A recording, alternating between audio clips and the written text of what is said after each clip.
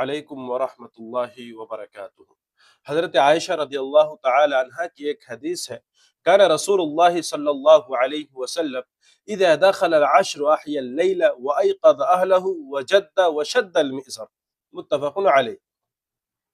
हज़रत आयशा रदियल्लाहु तआला अन्हा बयान करती हैं कि जब रमज़ान मुबारक का आखिरी अशरा दाखिल होता तो नबी सल्लल्लाहु अलैहि वसल्लम रातों को जागते और अपने अहल व अय्याल को भी जगाते और मामूल से भी ज्यादा इस आखिरी 10 दिनों में इबादत करते थे और पूरी तरह मुतवज्जो होकर के कमर कस लेते और इबादत में हमातर मशगूल हो जाते। मुहतरम सामिईन, हमारे दरमियान रमज़ान मुबारक का आखिरी अशरा दाखिल हो चुका है, लिहाजा इस इन 10 दिनों को बर्बाद ना करें, बल्कि इनको अल्लाह ताला की इबादत के लिए खास करें, क्योंकि एक इसमें एक रात ऐसी है जो 1000 महीनों से बेहतर है।